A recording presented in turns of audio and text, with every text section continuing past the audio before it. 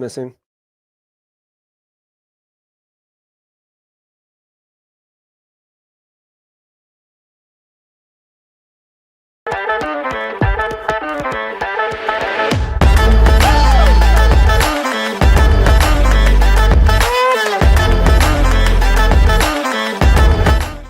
All right, good morning, everybody. Welcome to the party. Let's get some music going up in this piece. Good Friday morning.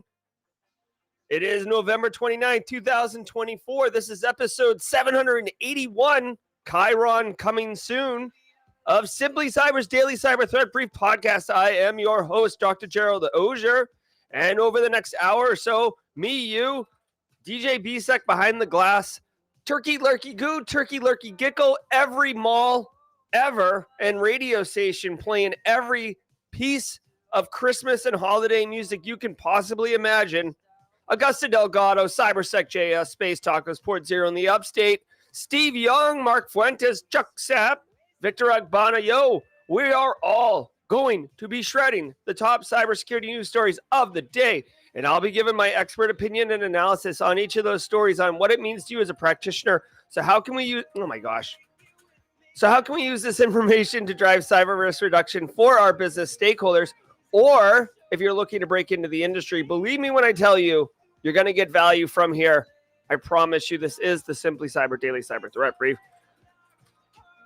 You will get asked in any job interview, how do you stay current? If you're looking to break in, boom, boom, boom, this is the answer. Plus, guys, I got to tell you, the networking is phenomenal. This is the Friday after Thanksgiving, when things are typically, and I'm not looking directly in the camera because I'm still setting up the show, production issues, you know what I'm saying? The Friday after the show, but community shows up and shows out to basically be part of this situation, this scene that we're doing all day, all weekdays. And guys, we got a really special show. Let me show you a little slippery this. Woo, look at that. That was buttery smooth. Listen to this. Stay with me because you're going to want to. We have a very special game, activity, prize, raffle, whatever you want to call it. Before this episode's over, we are going to be raffling off like this massive prize. I probably should have done a better job of promoting it, but that's okay. If you show up on the regular, then you should have access to this. There is a all expenses paid trip to Zero Trust World. It's a conference in February. It's in Orlando, Florida. Flights, hotels, food, activities. It's all covered by ThreatLocker. CEO Danny Jenkins was on as a guest a couple weeks ago. We raffled it off. The person who won it couldn't accept it for whatever reason. Doesn't matter. It's good for you, though, because now there's a chance for you to win this. This is pretty insane package, honestly. I do believe I will be at Zero Trust World. Holy crap, look at my hair. Holy Jesus. You guys have no idea. You guys have no idea what was going on. Let me go. Smaller Jerry's probably better for what's going on with my hair situation right now. All right, guys, listen. I want you to know I literally have no clue what the stories are that we're going to be covering. It's all going to be fresh in my face, just like Turkey was last night. We got panel jaw-jacking later on at the end of the show, so top of the hour. We are going to be answering all your questions in a panel-style format, also finding out how people's Thanksgivings went. If you want to share your Thanksgiving story in chat, please drop it there. We love sharing information. There's the Chiron. Woo! Oh, yes, and look at this. We got animated GIFs. We got sound effects, guys. DJ Bisek. Can we get a little mod love emote? I got to tell you, DJ Bisek basically sat with me for 2 hours on Friday and did like a full overhaul tune-up on the OBS studio. So I'm ready for prime time now. So definitely enjoy that. Now, before we get into it, let me see if I can get mod chat up. I'm just a hot mess this morning. Good morning, Jenny Housley. Good morning, Kenny. Shit.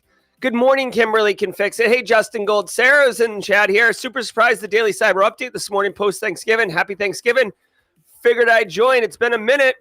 Well, Sarah, welcome to the party, or welcome back to the party. I don't have that sound run here, so we'll just do it that way. All right, guys. Before we get into it, I do want to say shout out and love to Barricade Cyber Solutions. Barricade Cyber. Hold on, here we go. Oh my gosh. I can't believe my hair looks like it does right now. Barricade Cyber Solutions is dedicated to helping businesses from cyber attacks and recover from the damage done. Cyber attacks can cause massive issues for businesses and send dedicated, hardworking business owners into turmoil. But guess what, y'all? Barricade Cyber Solutions knows how to mitigate the damage done by cyber incidents. Believe that. Check them out at barricadecyber.com. Links in the description below. Trust me, if bad's happening in your network, you want to have these guys on speed dial. Believe that. Good morning, Kimberly can fix it. Yes, 100%. I feel like that cat emoji too. I might actually make that an on-screen GIF. And when I say good morning, Kimberly, I feel like that's too good to not share with the Simply Cyber community. Also want to say shout out to ThreatLocker. Now remember, ThreatLocker is the one who's sponsoring this ridiculously awesome prize that we're going to be raffling off later in the show. Wizzy Wazza, yo from UK, GRC Mafia, happy Friday. Happy Friday to everybody. We really are going to go through the top news of the day, I promise you. But today is going to be like a fun episode. I feel like, a lot of people punch out for Friday after Thanksgiving. And since we're here, we're going to have a good time. All right, let's hear from ThreatLocker for 30 seconds while I comb my hair in some capacity. And then I'm going to tell you how even on a Friday after Thanksgiving, your CPE woes will be put to bed just like children on Christmas Eve with, sugar plums dancing in their heads. Let's hear from ThreatLocker.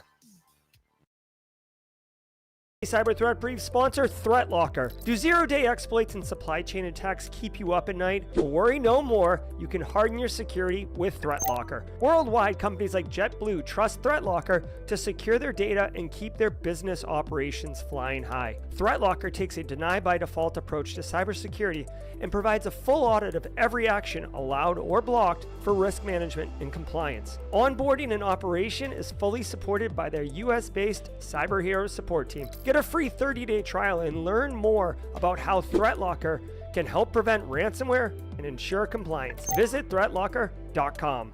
All right, holler at ThreatLocker. Thank you all so very much. Let's just take a moment, say good morning to everybody. Again, shout out to the mods. I came in hot this morning, and I can share the stories behind it if you want at the jaw-jacking segment. Hey, listen. Ooh, Team Solo, Augusta Delgado. Let's try that one out. Guys, I hope you're ready for the show today. I got to tell you, every single episode of the Daily Cyber Threat Brief is worth half a CPE. So be sure to say what's up in chat. Hashtag Team SC if you're a regular and just looking for something to say. Hey, Toasty Pops. Oh yeah, listening while lounging. Grab that coffee, Toasty Pops. We're gonna have a great show today for you. Okay. Hey, really quick, Katie Yoda, report woke and war crimes. Yep. I would do that too. Hey, listen, really quickly, every episode is worth half a CPE, so say what's up in chat. Grab a Team SC, or if you want, it's your first day for some reason, and you're taking the day off from work, you stumbled in here, however you found us. If today's your first episode, live or in chat, hashtag first timer. We love the first timers. We got a first timer sound effect, which I will still be doing manually, but I promise you that will be remedied after the show today. And finally, I want to say, let's try Augusta Team Solo. Let me know, guys, how you feel about this one, okay? It's a new hashtag that we're still trying to work the kinks out on. But basically, if you are a one-person shop, right? You work at InfoSec, but it's just you there. You don't have a team to bounce ideas off of, to hear about cool, tools and tips, or maybe meeting up at a conference or something. Let us know. We'll try Team Solo, but we are still trying to workshop that hashtag. So let me know if you guys like Team Solo. We can try a couple, but we need a hashtag to identify these individuals so we can, make sure that they feel community and group, right? All right, so let's do this, guys. Do me a favor. We'll listen to Antisyphon when we get back from the mid-roll. Or at the mid-roll. But for now, do me a favor. Let's sit back, relax, and let the cool sounds of the hot news. Spicy! The spicy's not on this deck either. Jesus. All right. Let's let it wash over us in an awesome wave. I'll see you guys at the mid-roll. It's cybersecurity headlines. Fun fact, I almost just said get your together for the meat roll. Okay, so gifted memberships, we didn't fix that. So we have these like pop-up things. That one we missed. So thank you very much for the gifted subs. Eric, was it Eric? Yes, Eric, thank you. These are the cybersecurity headlines for Friday, November 29th, 2024. All right. Hey, Anil's a first-time commenter, long-time listener. Anil, thanks for being here. Welcome to the party, pal. I'm Steve Prentice. Patch alert after flaws identified in Advantech industrial Wi-Fi access points. 20 security vulnerabilities have been identified in Advantech EKI industrial-grade wireless access point devices. According to cybersecurity company Nozomi Networks, some of these could be weaponized to bypass authentication and execute code with elevated privileges. 6 of these vulnerabilities have been deemed critical with a CVSS score of 9.8, quote, allowing an attacker to obtain persistent access to internal resources by implanting a backdoor, trigger a denial of service condition, and even repurpose infected endpoints as Linux workstations to enable lateral movement and further network penetration, end quote. All right, so this is pretty serious. I did say meat roll. I think it's the turkey, guys, little turkey coma. I don't know what to tell you. We had so much dishes last night and like post turkey carving to like, you know, carve off the meat and stuff. I had to do it in 2 shifts. Like that's where we were. Okay, so check it out.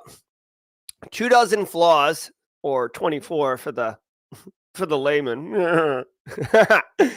As I put my monocle in. 24 flaws identified in Advantech industrial Wi-Fi. So when I just saw the title of the story, I've never heard of Advantech, right?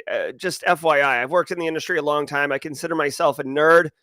I haven't heard of this. Now, it does say industrial Wi-Fi, so I have to imagine perhaps if there's people in chat who work in OT, operational technology, you work in plants or oil and gas or whatever, you have heard of Advantech, let me know. But it doesn't matter necessarily. The TLDR here is that there are very serious vulnerabilities that you need to patch. Okay, you gotta patch it. Okay, listen, 9.8 is the worst, right? Remote code execution, unauthenticated, and it says 6 of them are 9.8. You can implant a backdoor, trigger the denial of service. Of course, like you can implant a backdoor, dudes. When you can fully compromise the device, you can do anything you want. Yes, you can implant a backdoor. You could also do denial of service. You could put it on and walk around in it, wear it as your pair of pants. You can do anything you want when you own the box, okay? So like these suggestions of what could happen, like that's speculation.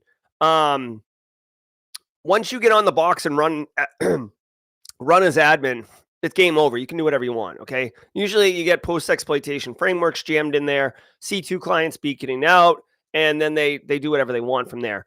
They did say, I do want to point out something that is worth noting. They said here, a cross-site scripting flaw could be chained with another instance of OS command injunction.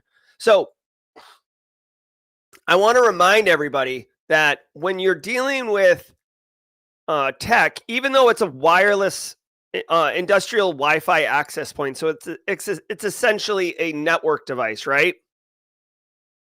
You have to remember that almost all really nowadays, technologies come with some type of web server that's running. It's usually like a lightweight, Tomcat or whatever. It's a lightweight web server that is designed for administration of the box, right? Oh, just grab a browser, put in this IP address, :8000 or whatever, and boom, here you go. Use the creds on the side of the box to log in and manage your device. That way, you're not asking people to know how to use a command line and shell into it, right?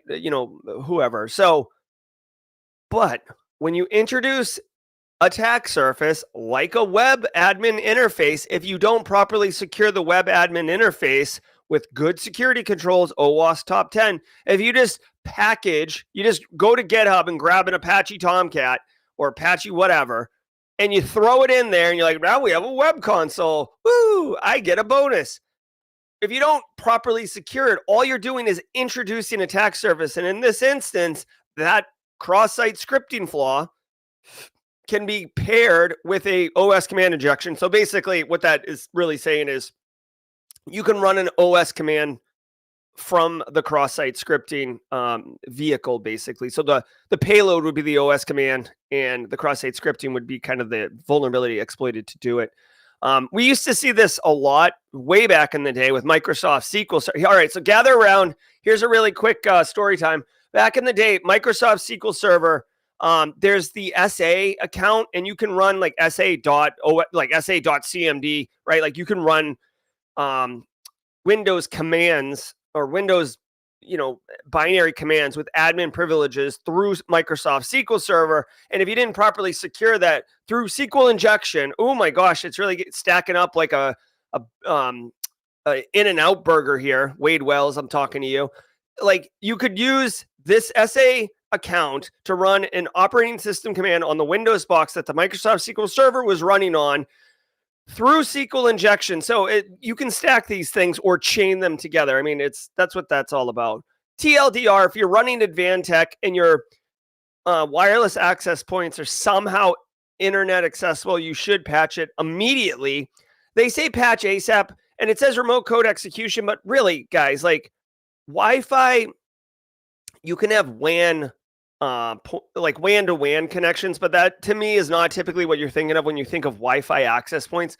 When I hear Wi-Fi access points, and BSEC behind the glass, by the way, behind the glass means he's like in the studio. He's just not on screen. He's helping me with production. BSEC's behind the glass. He's also a huge network person. When you see the term Wi-Fi access point, I only think of access points, like the points inside the hallways or on the shop floors or whatever. I'm not thinking WAN-to-WAN points. So even though it's remotely accessible, like that'd be, you'd still have to see the device. If it's on an internal non-public routable IP range, which many corporate networks are, right? They'd probably VLAN segment this off for the industrial section of the plant anyways. I don't know how a threat actor would even get to this. So if it's internet facing, you've kind of got bigger problems already. You should get this fixed immediately. But if not, yes, you should get this fixed soon. But I don't know if this is like cancel your, like go in on Friday. You took a long weekend because of Thanksgiving, and then you're going to go in to patch this thing. Although I will say this is probably a good weekend to do maintenance. Sorry, shout out and love to the IT people who are going to work over the weekend this weekend, but there's a lot of people not going to be at work. The impact would be pretty low if you patch stuff. T-Mobile confirms Salt Typhoon attack was blocked. As one of the US-based telecommunications companies that was targeted recently by the Salt Typhoon cyber espionage campaign, T-Mobile's chief security officer, Jeff Simon, shared on Wednesday additional information in an attempt to, quote, clear up what the company described as misleading media reports, end quote. He stated that its defenses managed to protect sensitive customer information and prevented any service disruptions. It was also revealed that the attack originated from a wireline provider's network connected to T-Mobile's own network, which was quickly cut off. All right. So they don't confirm it's Salt Typhoon, but guys, I mean, we might as well get the coffee cups and t-shirts made that like it was Salt Typhoon. Like they are going ham. Salt Typhoon's going ham on telcos. T-Mobile's a big one, obviously. AT&T, Verizon, et cetera, et cetera. I do think it's interesting that T-Mobile's the one who's getting sharing threat intelligence.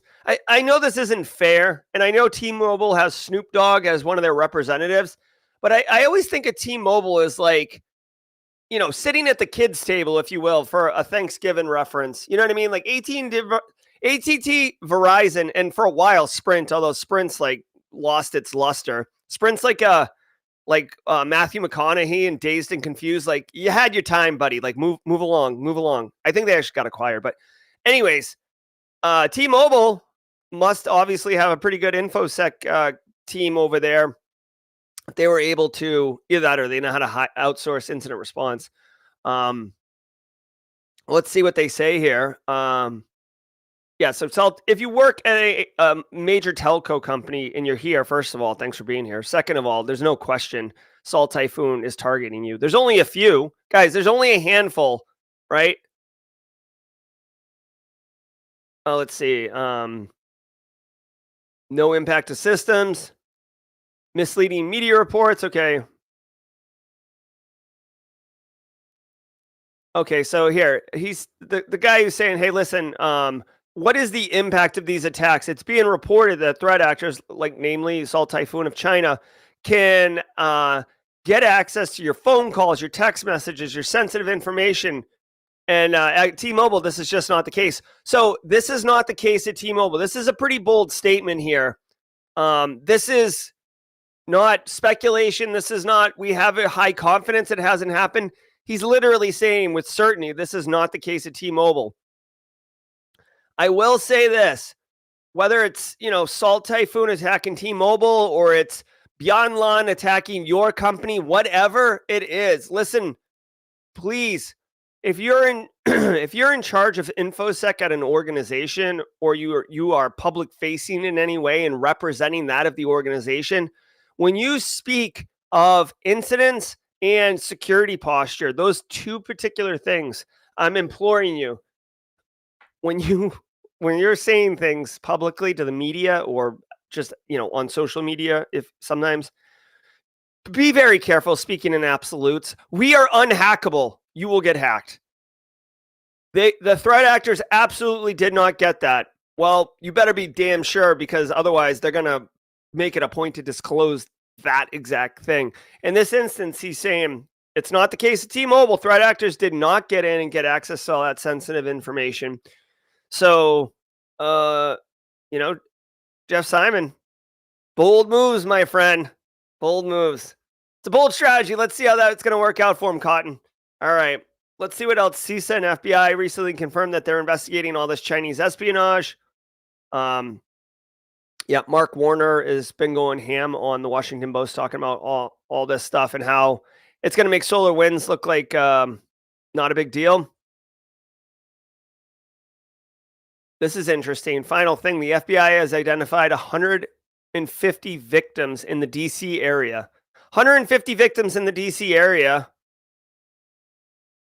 You know what? Really quickly, obviously China's going to be using this to get espionage and get intel on those individuals in places of power that would influence national security for the United States. I have a hot take.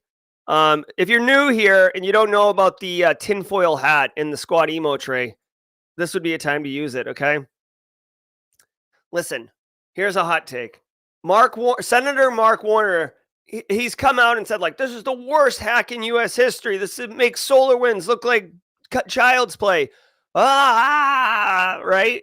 The dumpsters floating down the river, fully involved.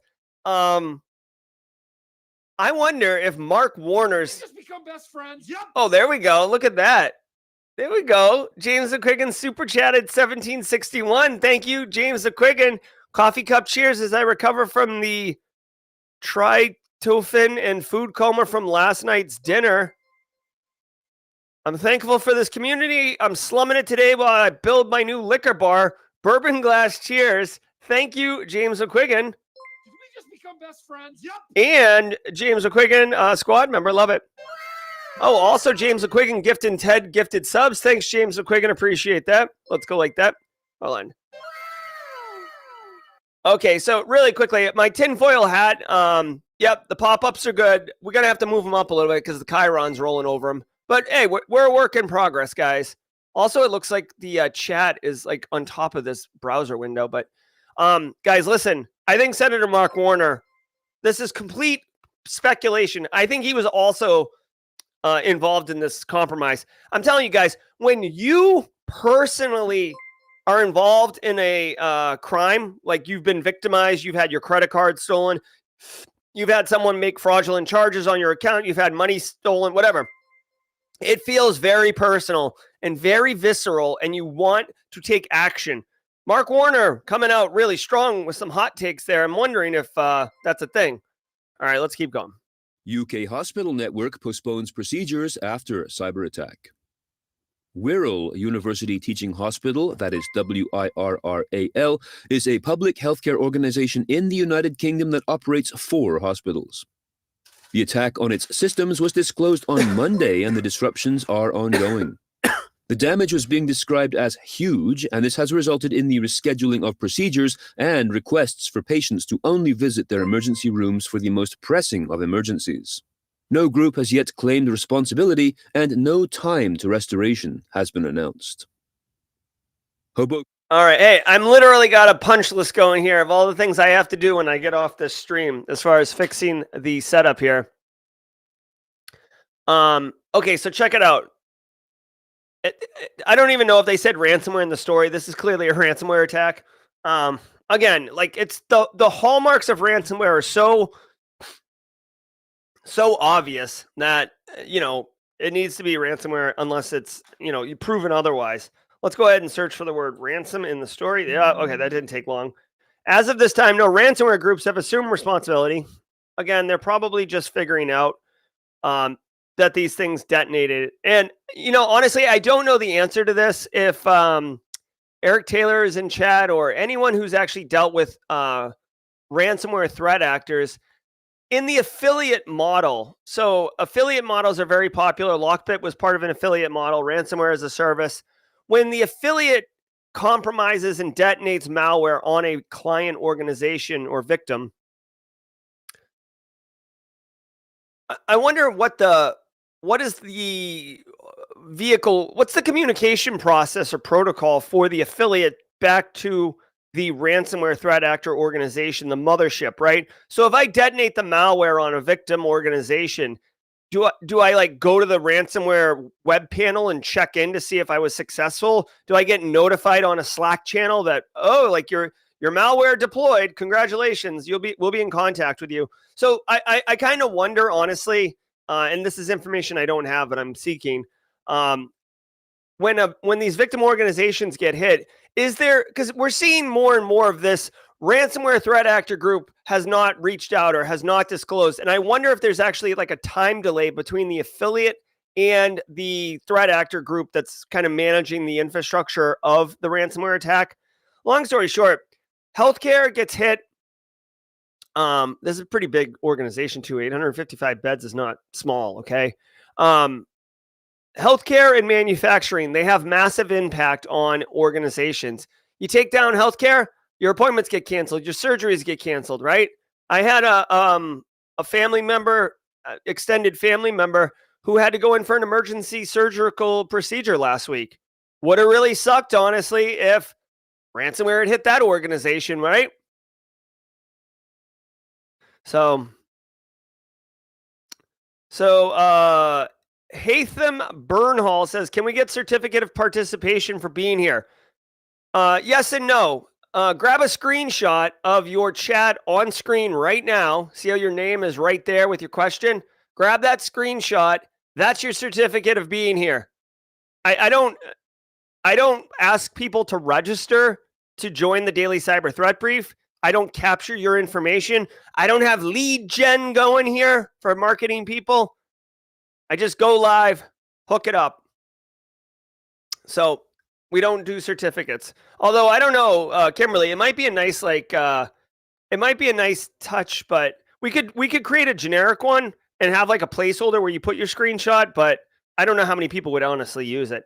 TLDR, if you work in a hospital, which I know some of you do, I would very much encourage you to take cyber attacks and ransomware specifically quite seriously.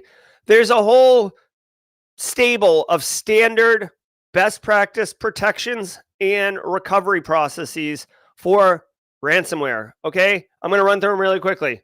Backups, tabletop exercises, end user awareness training, EDR solutions, network segmentation, even just VLANing. Okay, not having crappy credentials or password policy. What else? Minimizing the number of domain admins you got. Do you know how many places I've been where there's like 32 domain admins? That's ridiculous. Okay, let's keep going. New Jersey suffers cyber attack. This attack occurred on Wednesday and has resulted in the shuttering of City Hall, along with many other services, including a municipal court and street sweeping. Parking enforcement, waste collection, and recreational programs will still take place, the city said, No ransomware gang has yet taken credit for this attack. Wow, just throwing some shade at Hoboken.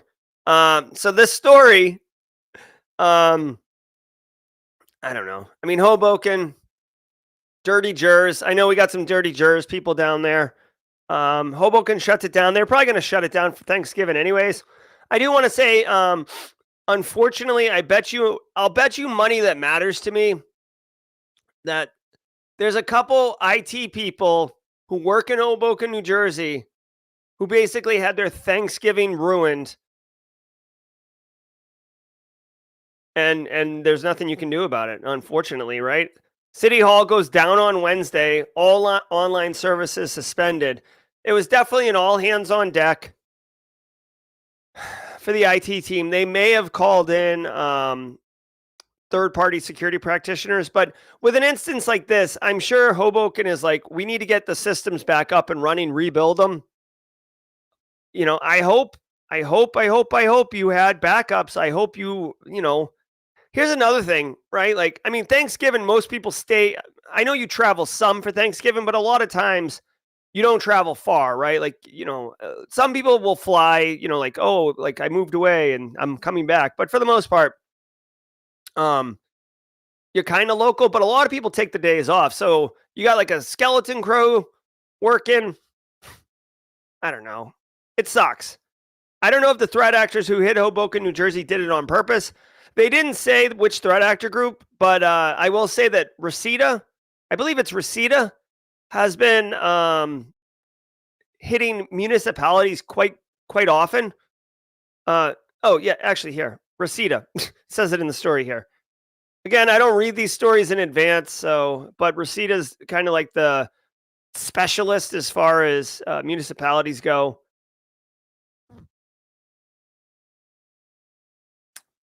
All right. Again, no ransomware gang is taking credit for this. So this is another like recurring theme. So I don't know why.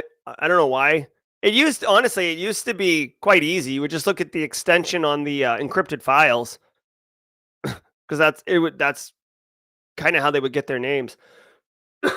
Anyways, this sucks, dude. I should just make a recorded video of like how to best practices around ransomware, because it's the same thing. I feel like I just say the same thing over and over again.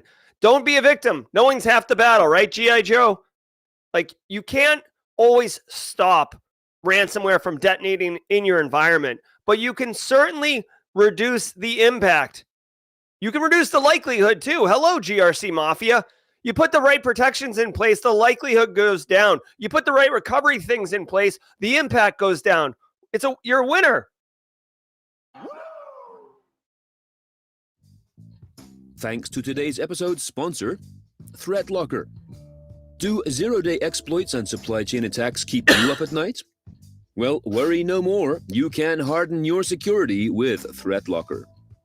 ThreatLocker helps you take a proactive, default-deny approach to cybersecurity and provides a full audit of every action, allowed or blocked, for risk management and compliance.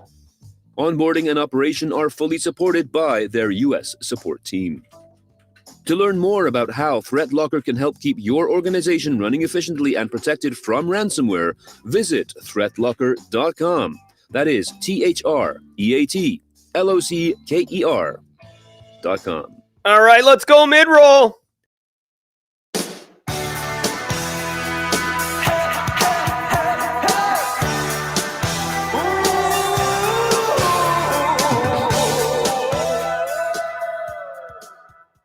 All right, y'all. Hey guys, I hope you're having a great show. I know it was a little bumpy at the beginning, but I think we're off and running. This is the meat roll. What a donkey I am sometimes. Hey guys, the coffee's flowing. I'm feeling pretty good. Thank you all for being here. Remember, we are doing a raffle at the end of the episode today. Raffling off an all expenses paid trip to Zero Trust World in February 2025. Flight, hotel, room, food. Woo! It's going to be good. All right, hold on one second.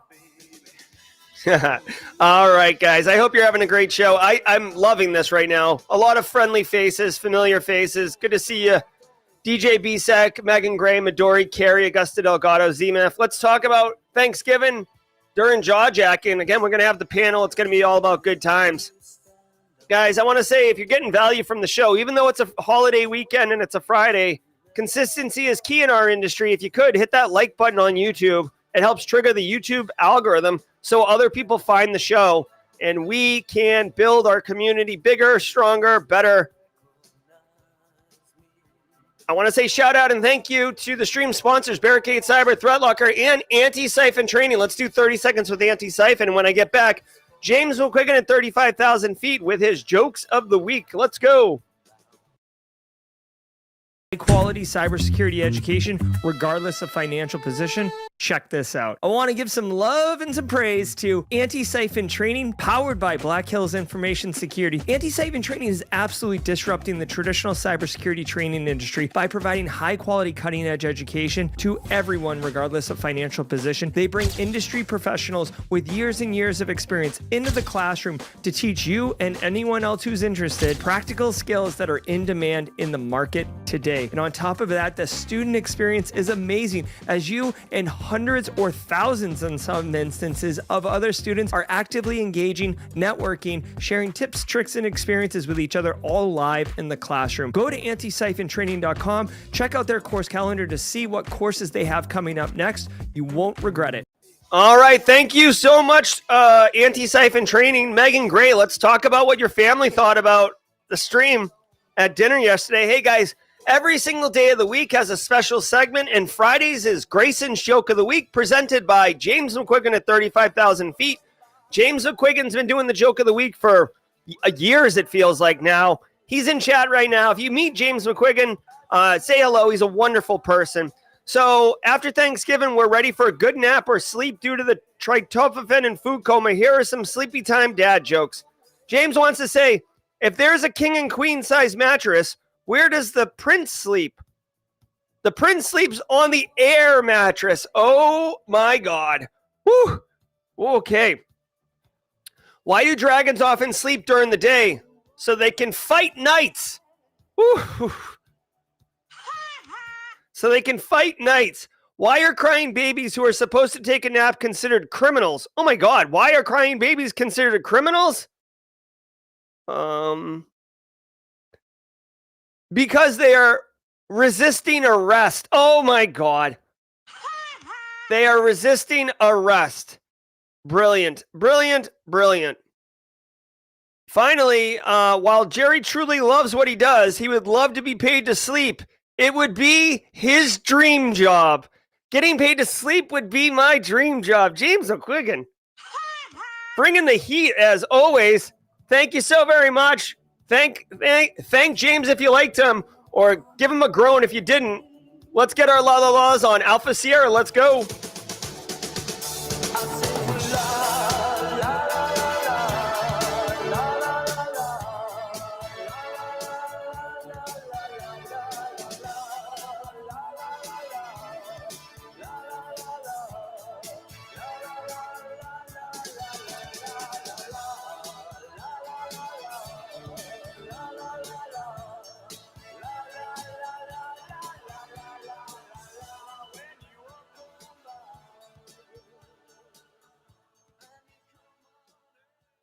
All right. Thank you very much. And as always, appreciate all of you.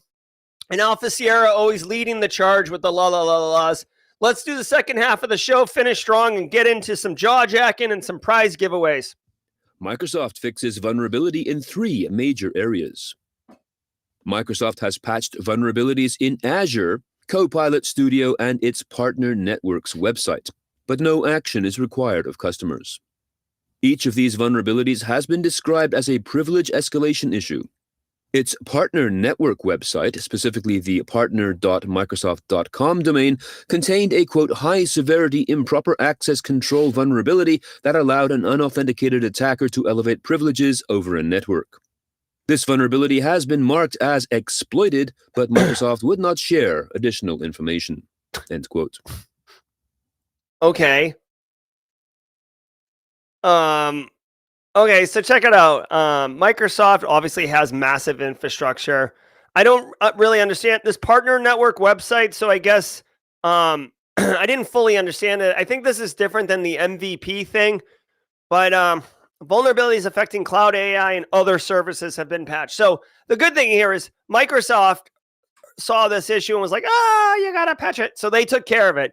So Casually Joseph can take a little bit of extra time this weekend and rest and relax with his good beer and his fine cooking and not have to worry about rolling these patches out as well. However, this gives me a little bit of angst. Two of the vulnerabilities have a high severity rating. One is critical. Okay, so high isn't even that bad. Critical is really bad.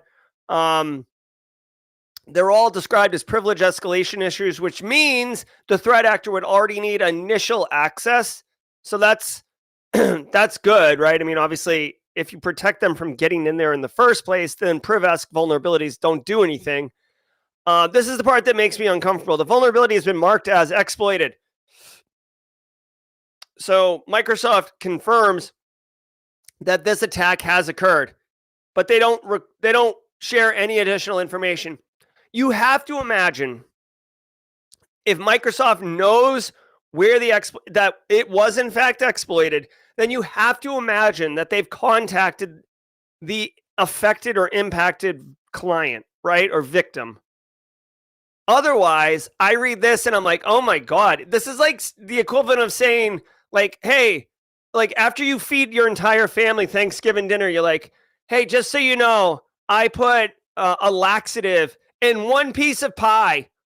I hope everybody enjoyed dessert. One of these pieces of pie has been exploited. I'm not going to share any additional information. Like you're like, oh geez, like, so there's like a 1 in 8 chance that I've been, I have a way higher chance of not having just been dosed with a laxative, but I don't know that. So now I'm not sitting easy, right? So it just sucks when no further information is provided. However, you have to imagine, since Microsoft knows that they have in fact contacted the impacted organization. Again, privilege escalation, you don't want it, but it's not terrible. I mean, frankly, most people, like, I hate to be such a prick, but I'm going to be a low-key prick right now. Here, let me just do a little, where's the angry Jerry? Here we go. Listen to this, okay? All right, here's the deal. In a lot of organizations, privilege escalation means you have a non-administrative account and you're able to elevate it to administrative privileges, or you're able to jump from like the non-priv account into like the system account, right? You're able to switch roles, or you're able to like go and sudo into root or whatever, okay? Here is the reality. I've worked in many different corporate environments. A lot of people have administrator accounts already. You don't need privilege escalation because if you can pop their account, you're already a privileged account. I've seen lots of people running around with domain admin. I've seen a lot of IT people use administrator accounts as their daily driver. Do you know why? Because they're like, oh, what's the big deal? I'm a power user. I know how to use systems. I'm not going to fall for attacks. I know what a phishing email looks like, Jerry. Okay. You're still running around with domain admin. Like, stop that. I get that it makes your job easier because you don't have to like type in a password every once in a while to elevate privileges or change your user account state so you can do some administration. But when you're checking Facebook, Carl, you don't need domain admin. And you certainly don't need to be checking social media from the file server. I get it. Oh, I'm bored. I'm waiting for patches. Okay, like just stop it. Okay. So anyways, privilege escalation, not good, but in reality, a lot of people running around with their domain admin account. And by the way, if you've ever done an audit and had to like take away administrative privileges from people, they get really butthurt, really bad. They're like, what are you doing? I need that. It's like, do you? Explain to me why you do. And then it gets into a pissing match. You start losing some political capital. But I will tell you, every CIO I've ever dealt with 100% backs, especially the domain admin. And that's for on-prem AD. You don't really see it with global tenants, multiple people having global tenant in Azure AD. We could talk about DJ BSEC during JawJack. And there's one thing you should know too. In cloud, especially Microsoft 365, there's tons and tons of different types of administrator accounts. So it becomes kind of hard to audit that. European police decrypt Albanian drug smugglers' encrypted communications. Arrests made. European police say they have, quote, disrupted a major Albanian drug smuggling gang after decrypting and analyzing private communications between the group and corrupt officials, end quote. Oh boy. This is thanks to their access to Sky ECC, a Canadian-made encrypted chat platform that works with various handsets, including iPhones, and which has been a favorite of the criminal underworld. Europol revealed that Albanian and Italian authorities have arrested 21 people, including a former judge, a lawyer, a police officer, and 2 investigative journalists, as part of a major corruption investigation. Researchers. Good.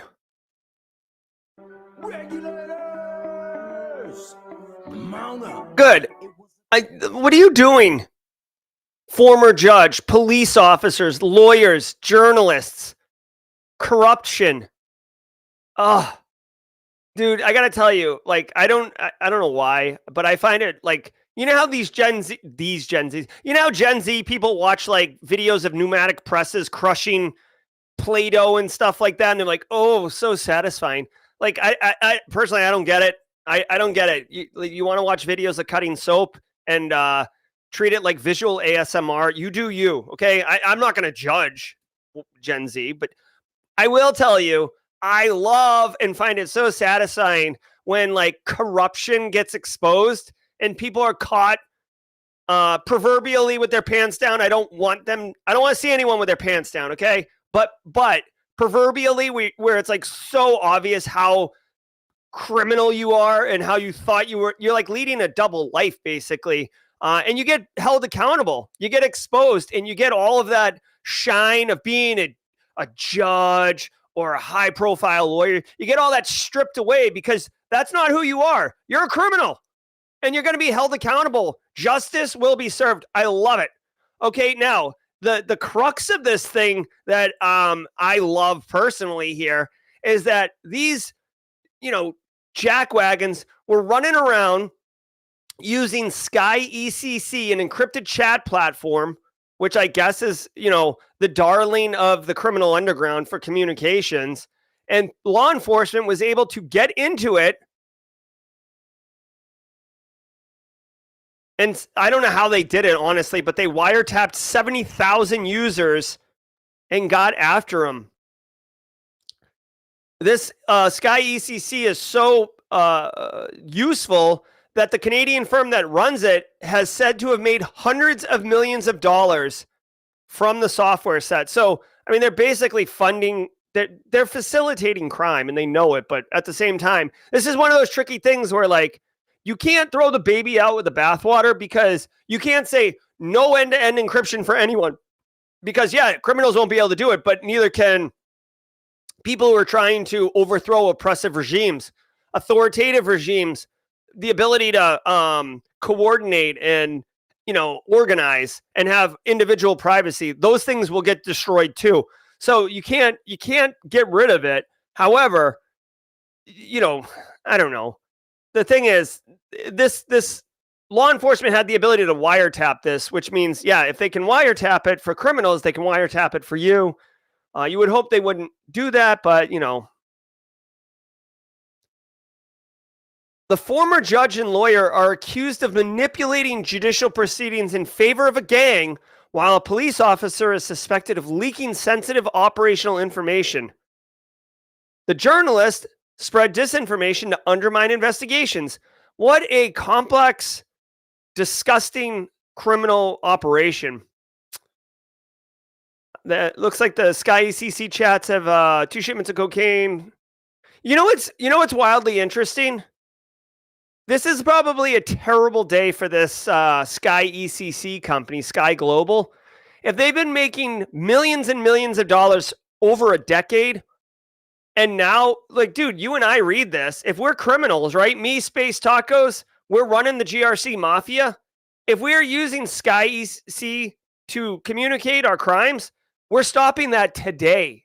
We're finding an alternative today. We're probably going to switch over to Signal today, right?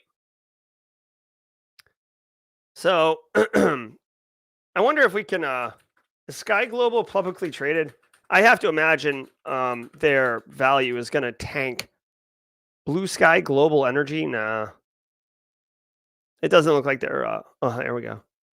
It doesn't look like they're a publicly traded company, but you have to imagine if most of their customer base is criminals and they're no longer considered secure, then that's not going to work for them. Warn of critical flaw in Project Send open source file sharing application.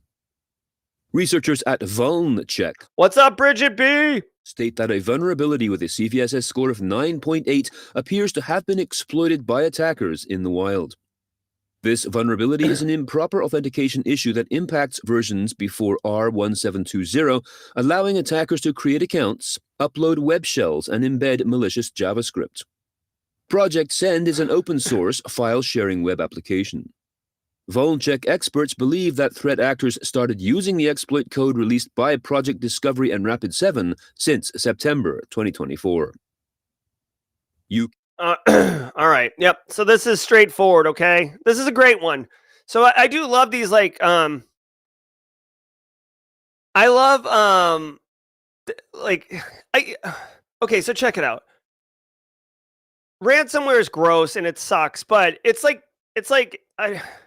not exciting. I guess I don't know how else to put it. Like, oh, Hoboken gets hit with ransomware. Okay, like same, the story before that. UK hospital gets hit with ransomware. Like, it sucks, and we're keeping an eye on the threat actors' behaviors and what's going on. But like, it's like a day that ends in Y.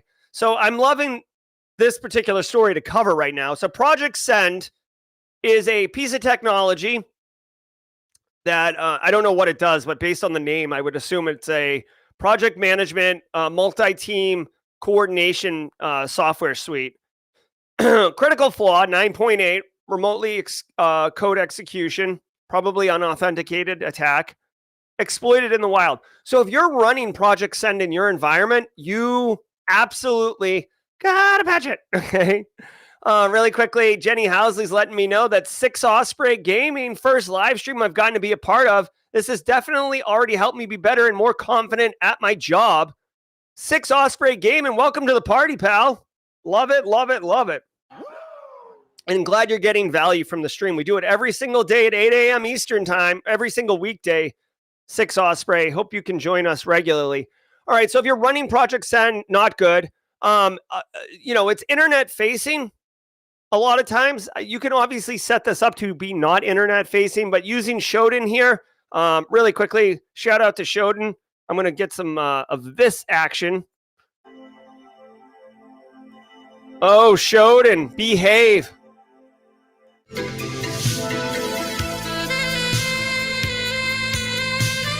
All right, give me a moment. All right, so Shodan is the search engine for the Internet of Things. Essentially, it crawls the internet 0000 to 255, 255, 255, 255.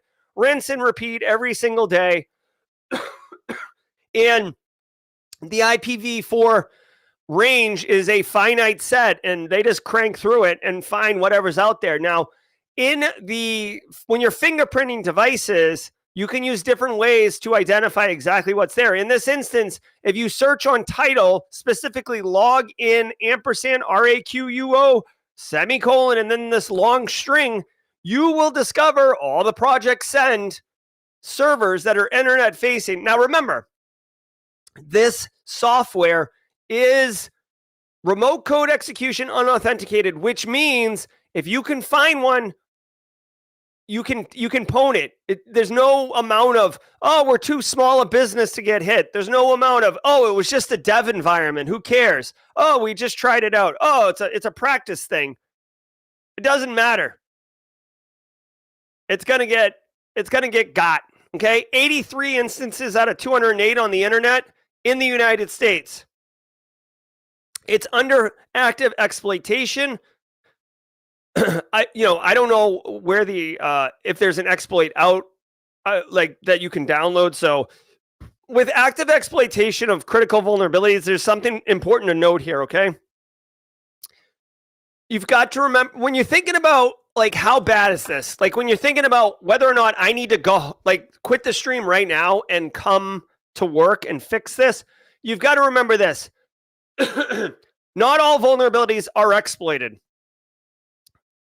This vulnerability is being exploited, but your instance may not be exploited.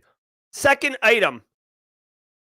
The exploit might be sophisticated, right? It might be a nation state threat actor. It might be Flaming Donkey that has this exploit because they have some, super awesome developer, malware author on staff who can write that exploit.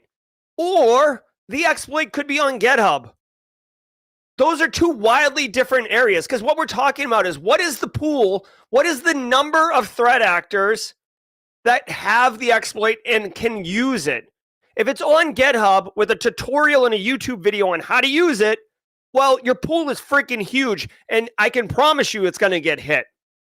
Whether it's some curious hacker kid or it's some down on their luck, just got laid off at the holiday season person who's like, you know what, I'll try cybercrime. Who gives a at this point, right? When it's downloadable and easy to follow, you got a way bigger pool. If it's just like some custom shell code that only sophisticated computer scientists could whip up, your pool is like small. It's like a kiddie pool with a little ramp going into it. You know what I'm saying? Or it's like the plastic tub one everybody has. So just because it's out there and it's being actively exploited, still there is a variable of how bad is this? And that's just like a deeper GRC kind of thought I have for everyone. Hashtag GRC Mafia. Space Tacos knows what I'm talking about. Here's the deal. This is the TLDR on this one. If you're running this software, Project Send, and it's internet facing, it's not good. It's probably going to get exploited. I would absolutely make it not internet facing as soon as possible. And then, you got to patch it. That's what I would do after that. What is this? What is that anyways? What? Became a member. Okay, hold on.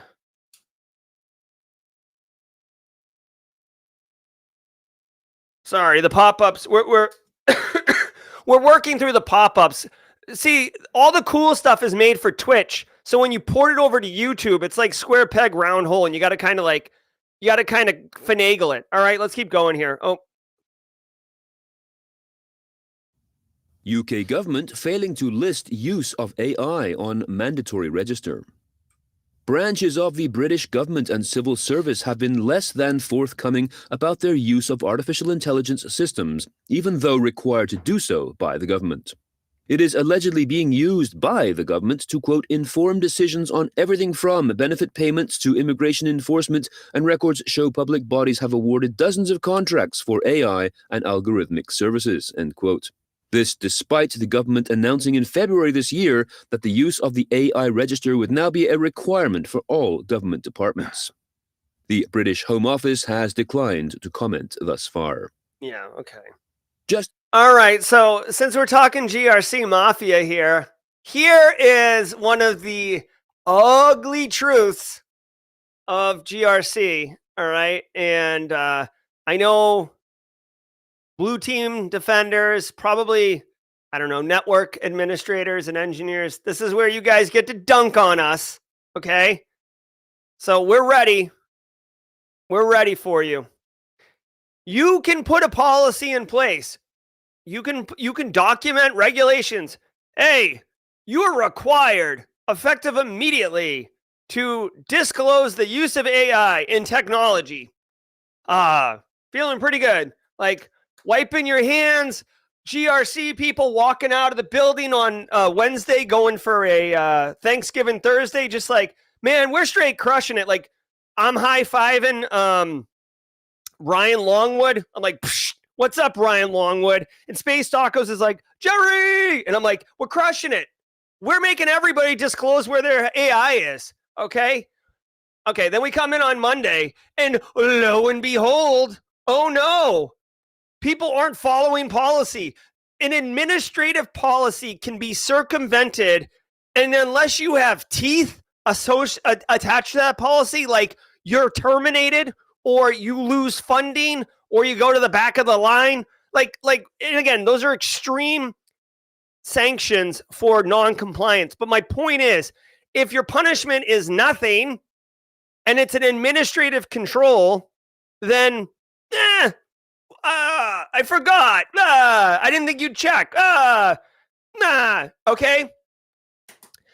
Now, if it's a technical control, right? Like you go to like, this example right here is pretty terrible for a technical control implementation, but administrative controls can be circumvented because they're human-based controls basically, and technical controls are technical. And like, let's just say that you wanted to have a piece of technology, right? And it has AI on it, and the policy says you got to disclose that, and we're like, ooh, I really don't want to disclose it. It's kind of not a good look. Let's not do it and ask for forgiveness instead of permission, right? How many times have you heard that? Ask for forgiveness. Then you get to the end of the road and you go to turn it on to go live, right? Oh, we're going live, baby. And it doesn't work. And it's like, You're like, throw the switch again. Why is it not working? Oh, because it won't allow us to get a public IP address if it detects AI in it. That is a technical control that prevents it for non-compliance. And the technical controls, take care, Jenny Housley. Ladies and gentlemen, Jenny Housley, always crushing it. Another example, like I always use this as like my easy to go through example. You have, let's say the parking lot is right there, okay? But in order to get to the parking lot, you work at the back of the building. The parking lot's behind the building. You're sitting there looking at your car 5 feet away from you, outside in the parking lot. You're in the building, and you have to walk all the way to the front of the building, then walk all the way around the side of the building into the back to get to your car. It's like a 10-minute walk, but you could see your car. Now, there's an emergency exit right next to you. You can walk through the emergency exit and be at your car in less than 6 seconds, right? It's Wednesday, right before Thanksgiving. It's 3 o'clock. It's close enough to 5, so you're going to punch out. Do you go through that emergency door? Well, let me tell you, if there's an administrative control, if there's a sign on the door that says, this door is for emergency use only, do not use, except in emergencies.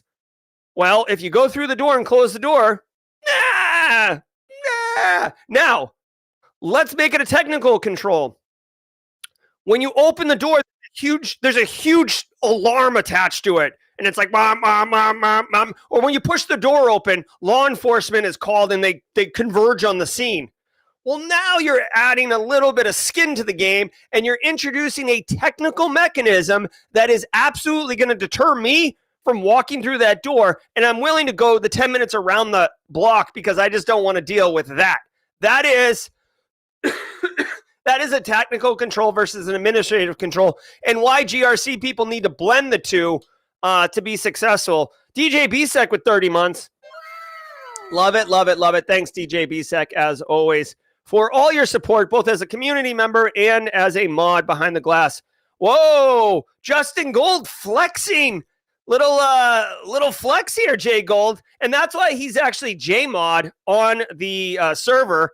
If you didn't know, he's actually got permissions above the mod team. He's got a elevated JMod. It's kind of like, oh my God. Did you guys see the movie 300 where Xerxes gets to like ride in like the extra cool elevated platform?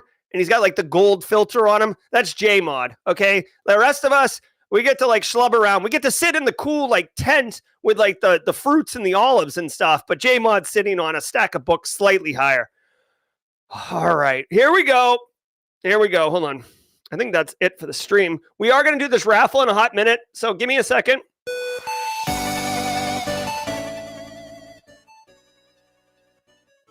All right. Ooh, Josh Mason, 24 months. Happy 2-year anniversary, Josh. All right, so check it out. Check it out. Really quickly, I want to share this with everybody. Hold on. This is Zero Trust World, okay? It's February 19th through 21st. Holy crap, Kimberly can fix it 34 months. the mod team is just flexing on each other. I would show mine, but I'm actually embarrassed because I didn't realize I didn't realize I wasn't a member until it was too late. Here we go. My milestone. Here we go. Here, let's check this out. I'm a wee baby. I'm a wee one. Here we go. This guy. 22 months. Kimberly's got me beat by over a year. Oh my God, so good. Hey, so really quickly, Zero Trust World. It's a major conference in Orlando, Florida. This package that we're about to drop is flight, hotel, food, behind, access to the conference itself, behind the stage passes, all this. This is like a $4,000 or $5,000 package. I do want to say that this is probably for US-based people only, just because international flights can get complicated, and then I don't know if there's like visas and stuff like that. So I will tell you, anyone can enter, but I think the prize will be for US-based people only. Just FYI, if you would like to enter to win this, and I'm sorry to those, we are supportive and inclusive here at Simply Cyber, but I can't... what are we doing here? I didn't come up with this prize. It was given to me by ThreatLocker, okay? Of course, Nightbot changed their entire look and feel of their whole interface, so what am I supposed to do here? Giveaways. How do I send a message within the last 10 minutes to enter the giveaway? Hold on. Keyword. Okay, here we go. Next. And what's the keyword? Become best friends. Yep. All right, so... let's say, what would be a good keyword? I don't know. Let's just say ZTW. Yeah, ZTW. All right. If you would like to enter, if you would like to enter this conference, we're going to raffle it off at Jawjacking. So in just a few minutes. Enter ZTW in chat. You see these big white letters right here? ZTW. ZTW in chat. ZTW. The three letters ZTW. Carrie's got it. ZTW. All right, James McQuiggan with a super chat. We just become best friends. Yep. If the winner makes it to Orlando, let me know. You can come visit FedEx and James. They both do live in Orlando. All right, I see everybody dropping in now. This is great. All right, so let's go ahead as that queues up. We're gonna switch over to Jawjacking, guys. I'm Jerry from Simply Cyber. Can't stop, won't stop. Daily Cyber Threat Briefing. We're coming at you hard. It was nice to have a day off yesterday, but we take very few days off here at Simply Cyber because we're committed to the community. But now it's time for a little Jawjacking panel. I see oh my gosh, okay. I see what's going on in the mods. So stay tuned. We'll be back in 30 seconds. I'm Jerry from Simply Cyber. If you can't stay for Jawjacking, I'm sorry. But have a great weekend. Until next time, stay secure. Cybersecurity. Join us every weekday for Jawjacking, where industry experts answer your burning questions about the cybersecurity field. Live, unfiltered, and totally free. Let's level up together. It's time for some Jawjacking.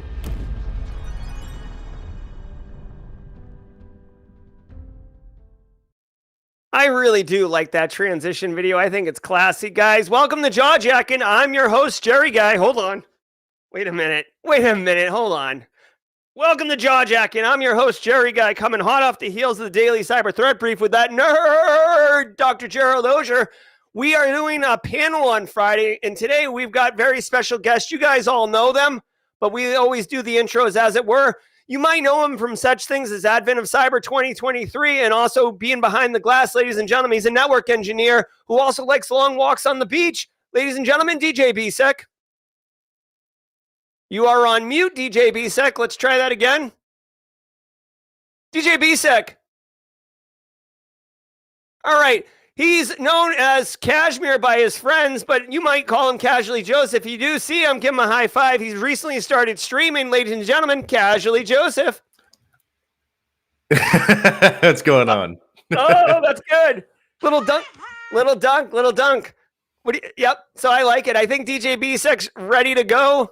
Here we go. It's good to see you, Joseph. Hope you had a good Thanksgiving. Ladies and gentlemen, take 2 on DJ B-Sec. You hear me. You hear me. Yeah, we hear you now. Hey, really quickly, you only need to put ZTW in chat one time. You can only enter one time. And if you enter multiple times, you actually have the ability to hit a threshold and remove yourself from the contest. So be very careful about that. Ladies and gentlemen, this is your jaw-jacking panel as of right now. Kimberly can fix it. If you'd like to get the Sophia meme on, we can certainly bring you on as well. Guys, before we dig into it, Joseph, how was your Thanksgiving? It was good. Thank you. It started at like 3 o'clock in the morning because I did most of the cooking. So I put the turkey on the smoker and it rolled most of the day. There it is. Smoked turkey, 3 a.m. That's commitment. You're definitely cut out for cybersecurity. Good Lord. DJ B-Sec, how was your Thanksgiving, bro? I did not get up at 3 a.m. I got up more like, I don't know, 8. But I had a good time. We went to my parents. Had some turkey, had some ham, had some fun. I love it. All right. So a turkey and ham situation. We did do a turkey here at our house. A new tradition, for those who are wondering, we've always done, it's actually kind of been messed up. Like, we have gone traditionally to my aunt's house in North Carolina, but my wife doesn't go because we can't bring our dogs. We don't like to kennel our dogs. So my wife's always stayed in behind. So we've never really had Thanksgiving together the last maybe 8-9 years. This year, we all did it at our house, just the family. And some new traditions being made. There were some logistical challenges. There were some operational issues that we did work through. And I'll be happy to share that with you over a beer in a very private conversation. The Mod team will get all of that. But hey, we're doing jaw jacking. This is basically an opportunity to answer all your questions live in chat. We are going to draw the winner here in 3 minutes for the Zero Trust World product. So if you want to enter ZTW, still the time. If you have questions, drop them in chat. We will certainly answer as many as we can. B-Sec, I'm keeping an eye out for them, but if you pin them, let me know. I like this one. Anyone else not have turkey? We smoked brisket here. Holy crap. Make John smile. I would like to come there. I love brisket. I love brisket. I don't know if somebody said it last week. So usually Thanksgiving we do like turkey or ham or something, but then Christmas we do prime rib. Yeah, Jerry was mentioning that, and then I made fun of him for being bougie. No, that's right. That's right. We do prime rib too. Yeah, see? Dude, it's great. I don't know about you guys, but Publix sells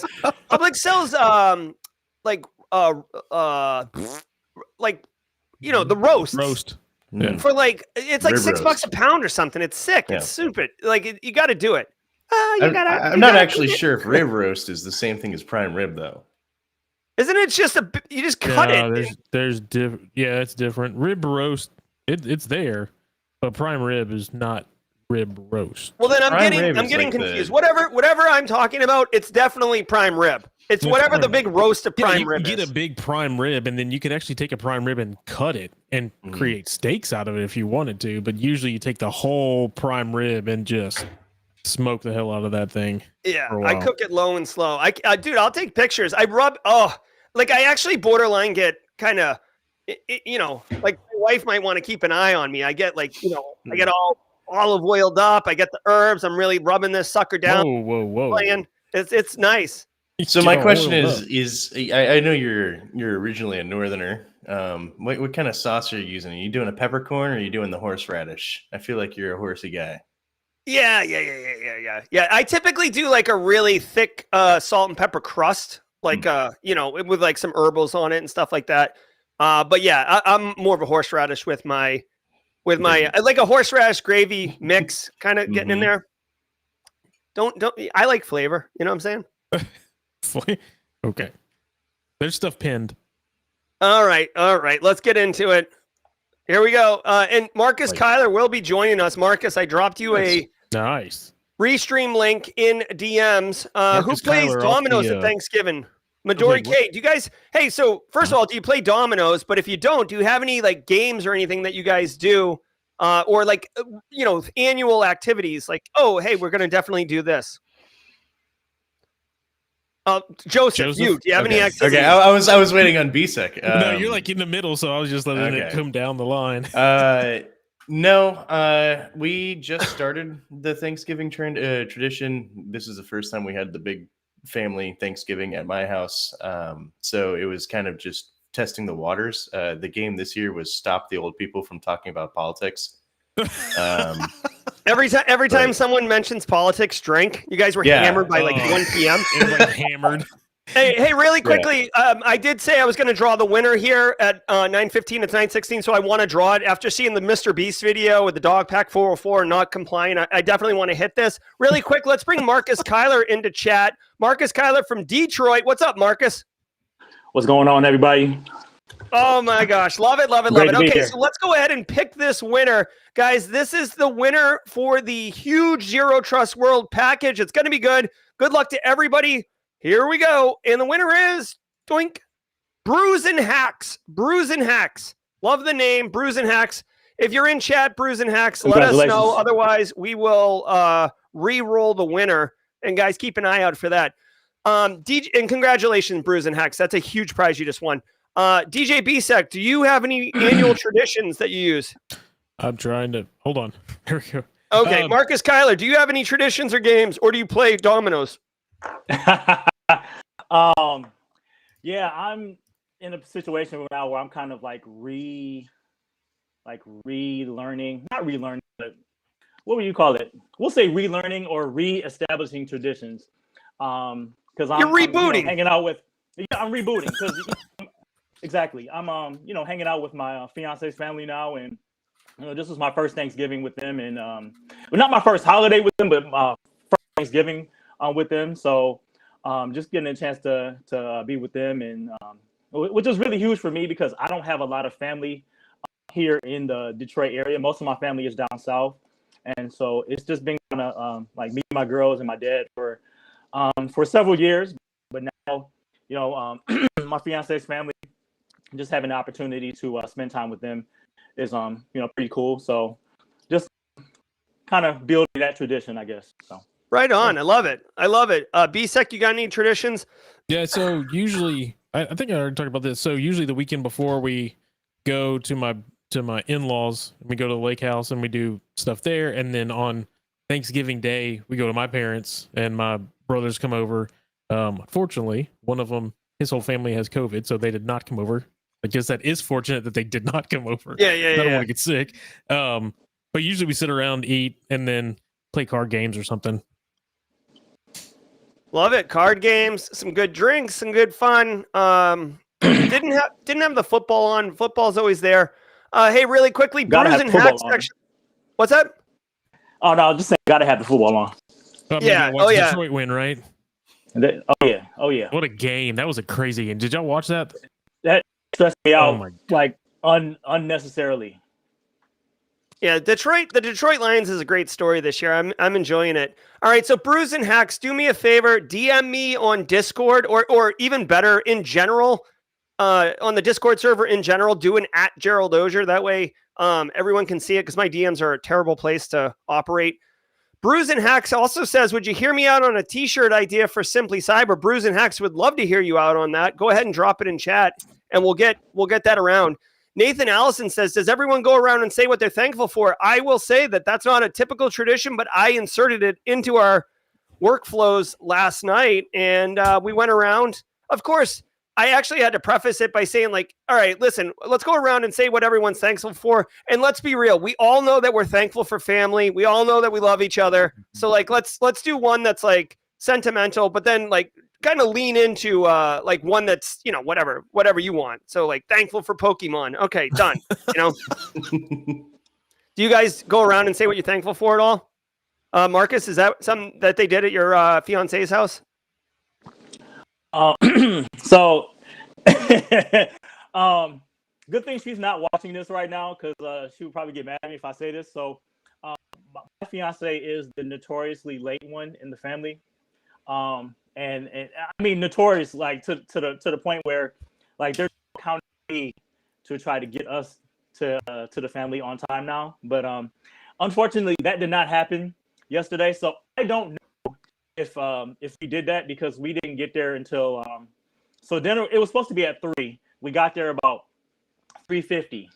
So they might have done that, but likely not. And I'm gonna say likely not because the game was on.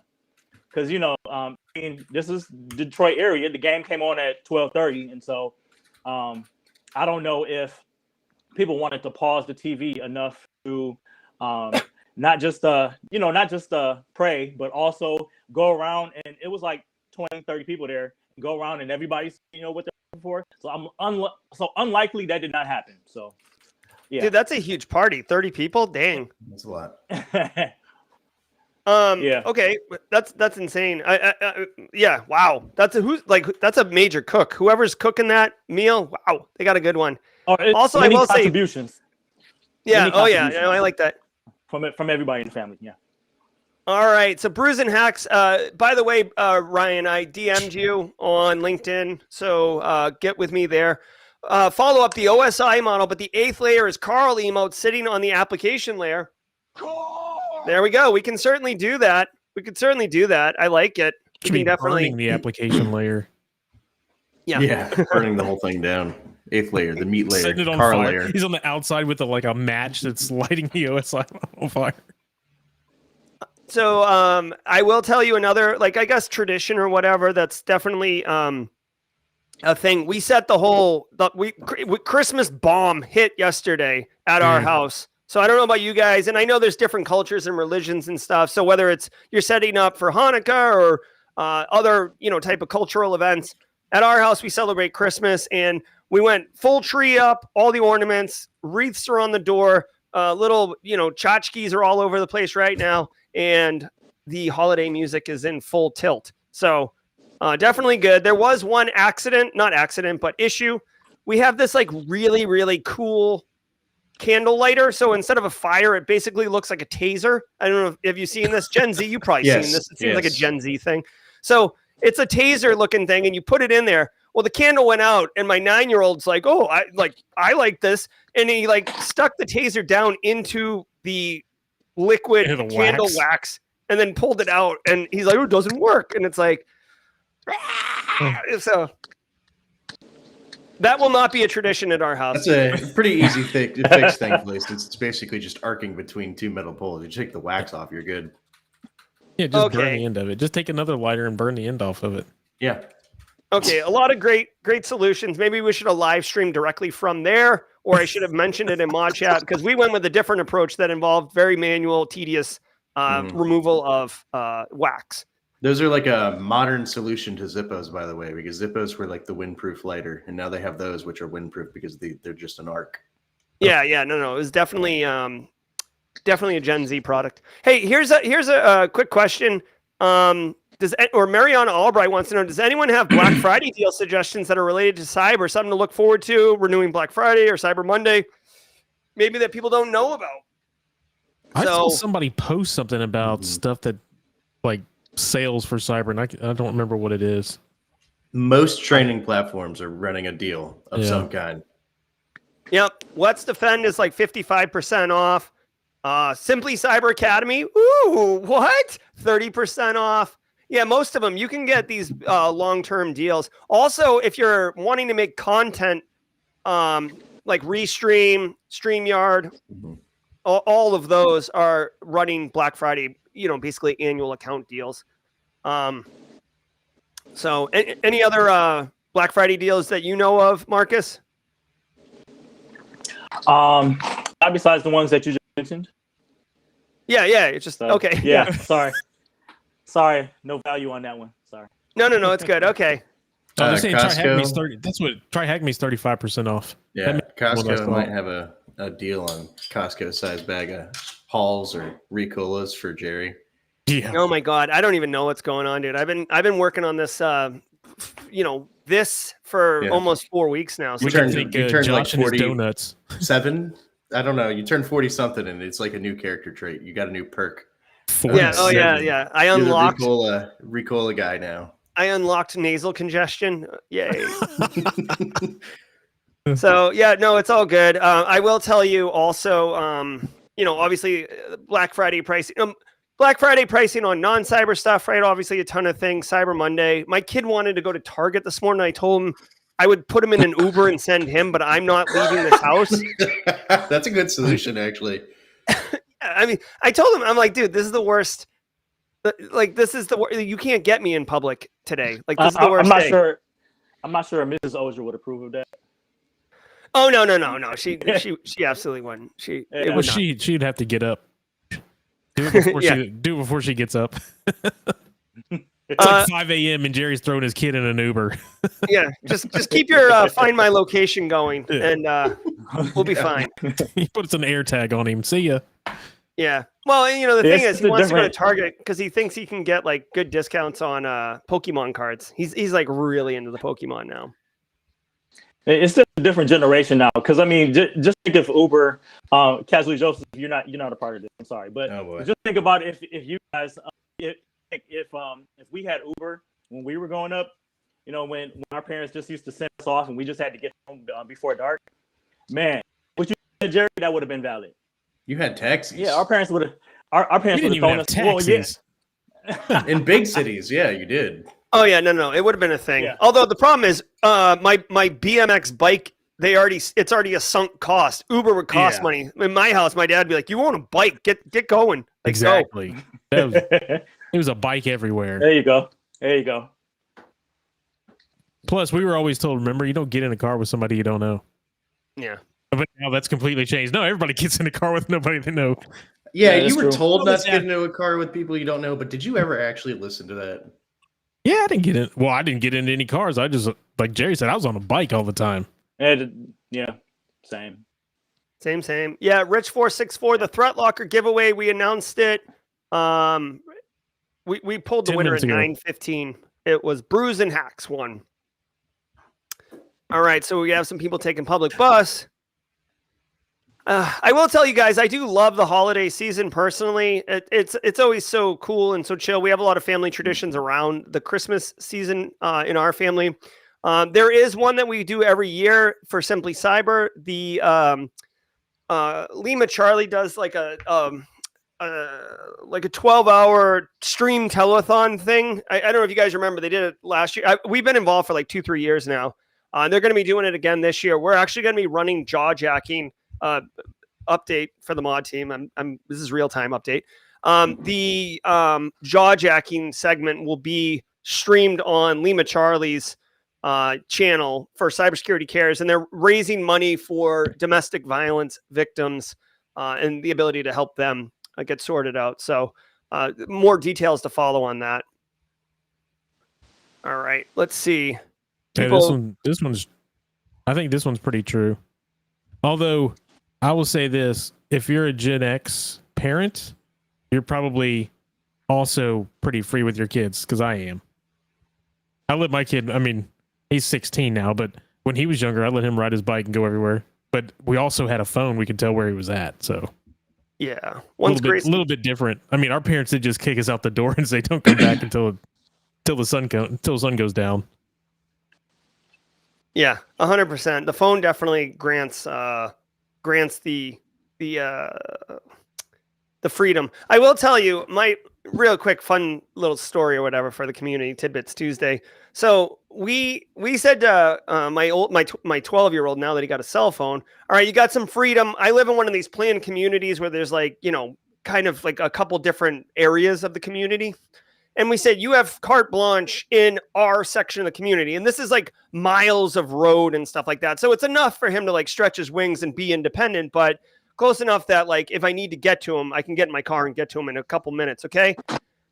He's like, all right, no problem. We look at the Find My Friends thing or whatever to see where he is.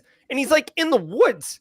And we're like, what the heck? What's going on here? And we call him and we're like, get home. And he's like, okay. So he comes home. We're like, what are you doing? He's like, you said I could stay in our neighborhood. And we're like, you didn't say I had to stay on the street. Yeah, on the street. You're like, why? You're riding your bike in the woods. What are you doing? Like thought someone snatched you and went in the woods with you. He's like, no. He's like he basically has gotten to the age, and I don't know if you guys, obviously, Joseph, you don't have kids yet, but like they're like they're breaking down what you say and identifying weaknesses with your rules and then exploiting them. The kid's cut out for Threat Actor Academy. I'm telling you. Yeah, I can't blame him, honestly. Being of his generation, I know someone mentioned Gen X was the last free gen. I would say it's probably millennials too, but there are too many cameras everywhere for doing anything other than walking. Like everybody has a camera on their house, at least one, if not two. And it's like if I do anything that my parents did, I would be in jail. That's probably true. So the woods were my go-to spot too. I would just go walk around in the woods. Hey, but I did just realize that Joseph said millennials, and then that puts his mom into it, even though she's younger than us. Yeah. No, she. Yeah, I don't know what. I think she might be a millennial. No, she's probably a zennial. It's like a weird cusper one that they in came the up middle. with. That's at like 80 to 86 ish. They're saying the millennial generation is officially started in 81. So 80. Yeah. So yeah, Zennial, I think will go 80 to. They usually say anywhere from 80 to 86. 80 to 84. Yeah. I would go 84, even go 6. Yeah. I mean, if you want to see like what basically Gen X growing up was, go watch Stand By Me. Like, oh, hey, you want to see a dead body? Like 4 kids just like go off. Let's go walk on the train tracks. Yeah, man. That's Gen X. No kidding. Kathy Chambers is in chat, ladies and gentlemen. Kathy Chambers. A lot of people sharing their stories of youth. Chuck Sapp used to go walk through the woods to spy on an alligator. That's about right. Now you get in trouble if you give chicken nuggets to an alligator. Yep. Yeah, it's not good. Oh my gosh, so many great stories in here. Love it. If you got any questions, I know it's kind of like a getaway Friday here at Simply Cyber. Remember, really quickly, Daniel Lowry will be live streaming at 10 a.m. today. I do really like throwing the show to Daniel Lowry. In fact, on Mondays and Wednesdays, when in season, Simply Defensive has Mondays 9:30 to 10, and Two Cyber Chicks has Wednesdays 9:30 to 10. We're going to be bringing a couple more shows on in 2025, and I would love to get a Friday 9:30 to 10 show. That way we can seamlessly go into Daniel Lowry's. And the goal here is ultimately to be able to have Simply Cyber be like a one-stop shop for all sorts of different kind of valuable cybersecurity content. That's aligned with the Simply Cyber values. What's that? I said we could just keep it as an elongated Friday jaw jacking. We certainly could, yeah. And that's what we do right now. Yeah. 183 people in chat. Definitely a percentage of what we normally have on Fridays, but I definitely think the holidays cause us. All right, so if we don't have a whole bunch of questions, let's talk about home decorating. You were talking about decorating home. Joseph, do you decorate? Outside. No. Like, do we do the outside? My girlfriend does. I just like, she does all the decorating. I am the tool that does the decoration because she'll like stand back and she looks at it. She's like, there. She's like, no, over there. So I move the ladder and then I climb the ladder and I put the staple in or something and I look at it. Nope, it doesn't work there. No, over there. So it's a lot of that. Back and forth. So Joseph is the Progressive commercial where they call in the retired football player. Yeah, it's like bringing Case Keenum to put up decorations. Yeah. So we have decorated the outside of our house from time to time. I'm terrible at it, and it's never. I guess it's not. I never execute what my wife's vision is. I guess to put it kind of plainly. So it's been a struggle. Some years we don't do anything. Some years we try to do things. I tried, honestly, I tried to have permanent lighting installed last year just so it would be like a flip of a switch every year. That didn't pan out either, unfortunately. What about you, BSEC? I do. I do the outside. The wife and kids usually handle the inside. I do the outside. Put lights up all over the house. Actually use a glue gun, so I can actually stick the lights on the brick all the way around the house, and then hang them from the gutter. Then I also, since I would say about 10 years ago, the neighbors across the street had really younger kids, and now we actually have young kids again. But I have two movies that I put in the windows, and one of them is Santa Claus that's creating gifts, doing gifts, and the other is two elves, or like the elves in the background with a basically like a treadmill of gifts going by as they're wrapping them. Oh, that's so cool. that goes upstairs in the windows, and you'll see Santa Claus coming in and looking through his gift bag or whatever, and eating cookies and so forth, and then the elves in the background making the gifts. I love it. I'm glad I don't live next to you.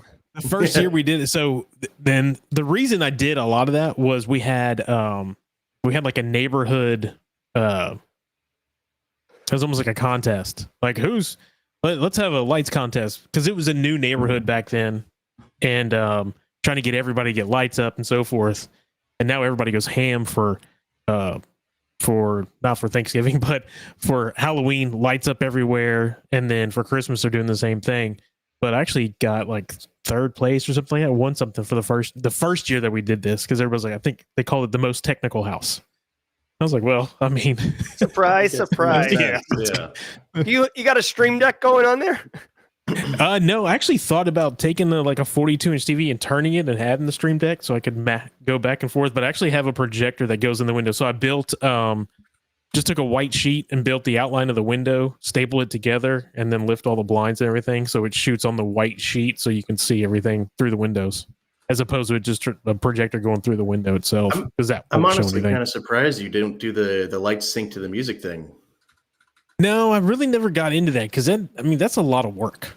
It's also, you would have music playing all the time. Well, so I actually have music playing. I have, because I'll open the window, because the videos actually have sound.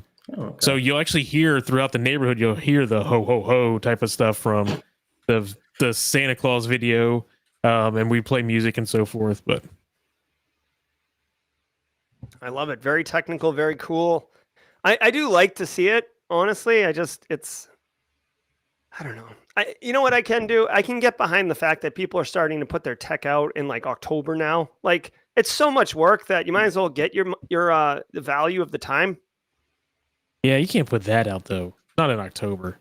I would say mid-November and so forth. That's like, this is the first year I've slowly done it. I would usually, you were talking about traditions, usually on Friday, like today, I would wake up, pull everything out, throw it out in the front yard, and literally spend all day long doing it. Whereas this week I was like, all right, I'm going to do the gutters today. And I just put the stuff up on the gutters, and then just slowly doing it. So I'm not spending all day. I still got a couple of things I got to finish. And then I'll have the kids and the wife, they'll help do the yard, like put the lights in the yard and all the other different candy canes or whatever. But the house in itself is everything that I do. Look, if Walmart can start selling Christmas decorations in September, you can probably start putting them up in September. I think this year was even earlier than like that. August. Like Yeah. Well, that's what I'm saying. Like, I know I was hearing Christmas music like just before Halloween on the radio. So like, it's, I do feel bad for Thanksgiving. It seems like, hear me out, okay? It used to be Black Friday, day after Thanksgiving, and then it turned into midnight doorbusters, and people were getting like crushed in seas of humanity. Then it turned into Black Friday week, and now, Amazon, Target, Walmart, these big, consumer conglomerates are like, wait a minute, Black Friday month, let's go. Yeah. And now the month of November, and like basically Thanksgiving just kind of gets shoved to the side. Black Friday year. Yeah. Well, and Amazon Prime Days is basically Black Friday quarterly. Mm-hmm. Yeah. Well, so to your point, I saw, I want to say it was like Monday or Tuesday. I was flipping through videos and I saw a video of, I think it was like 1996, 95 ish. And they were talking about, or it was showing Black Friday, and it had everybody. You can see through the glass door. Everybody's just shoved up against the thing. Like, and then there's 4 women that walk over, and they have like the cops next to them, and they literally like opening up a barn door. They open the door and go running, and then you just see everybody trampling. You see people running up the down escalator trying to get. And y'all need to realize they were doing this for TVs. That's what 99% of the time they're doing it for a TV. They have 10,000 people out there for 50 TVs. And people would fight. There'd be like straight up fights. Yeah, that was always like one of the best things to see at Christmas time, honestly, is watch the Walmart fights. Hey, it's Black Friday, and then Monday you're going to see the Walmart fights, or Friday night you're going to see on TV how many people got the crap beat out of them in the middle of Walmart over a TV. It's just ridiculous. And I agree with what Code Brew is saying. Brent Book and Chad, and like I'm happy that they've gone away from that Black Friday doorbuster thing. He says keep it for family time, but personally, I think it's just it just kind of like dilutes the moment that you're gonna get savings, right? So you protect people from getting hurt, you protect people from getting in fights. Like, I mean, there was some gnarly. I mean, there was a reason the police were there, right? It's because they were expecting crime to happen. Yeah. Well, I mean, there were years where people got trampled, like literally went to the hospital because they got trampled. And like what Brent B is saying, what you said, Jerry, honestly, yeah, you want to leave it for the family. But now what you talked about before, where you're talking about Amazon and so forth, it's like yesterday. I mean, Lowe's had a commercial yesterday that popped out, and I know I saw it during the football game, and it was out before that. But shop while you're having Thanksgiving dinner at Lowe's for 60% off online. That's disgusting. Like, so now instead of everybody sitting, like we're talking about traditions where you're sitting around the table, everybody's talking and do whatnot, watching the game.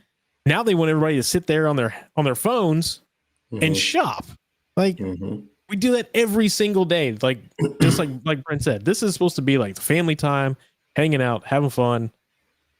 Let's not remove those types of traditions where we're actually sitting there and conversing. We don't converse enough as it is as a people anymore because of phones. Yeah, and I would say that the doorbuster thing kind of died with COVID. I think that's one of like the positive things that came out of it was the whole massive like crazy rush because people were more afraid of going out and they wanted to stay home, and everything kind of pivoted to being more Cyber Monday, and they extended the time so people could have more time to shop, and it's just kind of stuck. And I like it because I was working retail. I actually worked retail during like COVID Black Friday, and then I worked the next year too, and it was like crazy to me how few people we had, because they had put like 3 or 4 extra people on staff for that day, like normal. And then when the doors opened, it was just like a handful of people who meandered around the store. Just more out of curiosity than trying to get a good deal. Yeah, didn't buy anything. Yeah, just window shopping. All right. Let's see. I see a quick question. That's a tidbit for me. I can't stand window shopping. If I'm going out to go get something, I'm going to get it. I'm not going to walk around and look at stuff. Like, I can't stand that. I have a few exceptions to that rule. I have a few exceptions to that rule. Yeah, so do I. You go ahead. What's your exceptions? Oh, okay. Yeah. Guitars. I like, if I'm like planning on buying a guitar later in the year or something, I want to go and play it. And so that's different. And whatnot. Yeah. Yeah, I don't want to. I'm talking about like, hey, let's go shopping today. Okay. Let's just walk the mall. For what?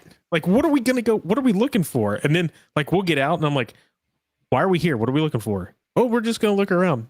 No, you're wasting my day. Yeah. You're like, how do we measure success? What's the item that we achieve? What's our KPIs for this trip? What's the dollar amount that needs to be spent? That's so funny. That is funny. Space Tacos very strongly says window shopping sucks. Walk in, buy it, go home. Yeah. Walk in, buy it, go home, use it. Like what Joseph said. There's different things. Like if you're looking for a big purchase item, like you're gonna go get a guitar, or you're gonna go get a new board, or whatever it is. You want to mess with it. You want to feel it. You want to make sure that it's what you want. You're not just gonna go to Amazon, have it show up and be like, oh crap, I don't like this. Let me send it back. You want to touch and feel what it is, but yeah. Yeah. I mean, honestly, friggin' I feel like Amazon's making it really easy to even do that though and not make it a big deal. Like they have like I haven't done this myself, and if anyone in chat's done this, but like you can like order clothes, yeah, and they'll like a wardrobe, and they'll send it to you. You try it on, you don't like it, you send it back, and it's like no muss, no fuss. Yeah, but that's still there's fuss because now you have to go drive and send it back. You got to go find some place to send it back or whatnot. Yeah, or I mean, just jam it in your mailbox. But yeah, I'm with you. We need 200-inch smart TV to shop. Okay. I will tell you, I'm probably gonna buy. I was looking last night. I'm probably gonna buy a ridiculously sized TV, today, like later today. To go behind you? No. Wall? No, yeah. No, so he can play Magic on it. No, he's gonna put it behind him. So when he does his jaw jacking when nobody's there, he can put the chat on there and be able to read it. Oh yeah. Well, he would need a 200-inch TV for that. We did spend some time on Friday getting the studio sorted out. So we are looking good, gentlemen. A lot of people in chat. Kathy Chambers, Rhonda, swapping memories about the Tickle Me Elmo year. That was like the last viral gift, if I recall. Right? I mean, remember the movie that was kind of about that whole thing? Was that the Schwarzenegger? It was Schwarzenegger and the. I think you've lost me. Yeah. Oh, so yeah, back in the day, Joseph, you'd have to physically go to stores and physically purchase items. And this Tickle Me Elmo doll was considered, it was basically like the PS5 a couple years ago. There wasn't a lot of them and everybody wanted them. And you were basically a horrible parent if you didn't give your kid Tickle Me Elmo for Christmas that year. So there was like black market Tickle Me Elmos. There was like knockoff underground Tickle Me Elmos. Yeah, apparently I had a bad parent because the Tickle Me Elmo I think came out when I was a kid and I never got one. But then again, Furby. I didn't want Furby one. was another one. Yeah, Furby. I remember going to the stores all the time because I was like a young kid. It was basically just the rule was like my mom didn't want to drag me around the store, so she would just drop me at the electronics section in front of like the Game Boy or like the GameCube display or the PlayStation display, and she would just be like, "Stay here." Yep. You know, so that's one thing that's bad now is you don't really have toy stores. No. Because we used to do that. Like, you know, you go to the mall and you have, what was it, like KB Toys? Child World? Yeah, you'd have Toys R Us where you... Now, as a kid, I would window shop at Toys R Us. Oh, yeah. All day long. Run the skateboard up and down the aisle. Oh, yeah. Drive a bike around. Like, complete D. You had to be if you worked at Toys R Us, you had to hate it. Oh yeah. Just there's crap everywhere because kids just pulling stuff off shelves. We got Marcus sitting in the back. Oh, is he? Is he here? Oh yeah. Hey Marcus, welcome back to the party, pal. Hey. We got audio, Marcus? Yeah. Can you hear me? Oh, we can hear you just fine, sir. Okay. Yeah. I love it. Yeah, I had to go to my phone because my phone decided to, or my computer decided not to charge anymore. So I don't know what's going on. I love it. Yeah. Oh, can I say one thing real quick? I was listening to the discussion about Black Friday. One thing, and I was talking to my fiance about this yesterday. One thing I really don't like, recent development, I guess over the past 4 or 5 years or so, is stores opening for Black Friday like at 10 p.m. on Thanksgiving. Mm-hmm. Like I think that's ridiculous. My apologies if you guys mentioned this already, but I just wanted to say like that's really a pet peeve of mine because why can't you give your people the whole day off? Like just can you give them one day? Like I mean, Black Friday should start at the regular 4 or 5 a.m. on Friday as it always does. I mean, it's Black Friday for a reason. So I really think and I mean we're in a capitalistic society. You know, I mean, you know, I know.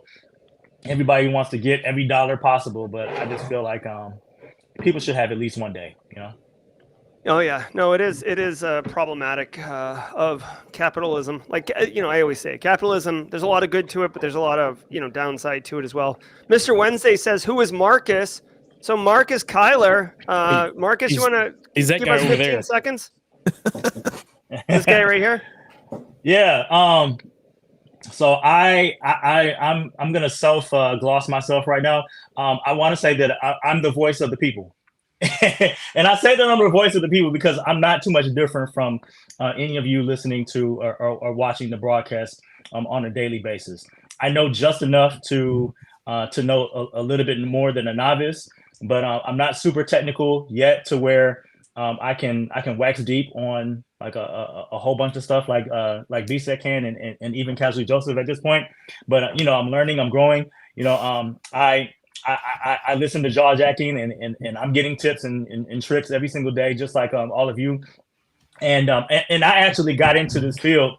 Now my background is in electrical engineering, but that was like 20 years ago. So I've forgotten a lot of stuff, and so I got into this field by going to a boot camp like 3 years ago. I did a 10-month boot camp at the University of Michigan, and then I was blessed to be able to get a job from there.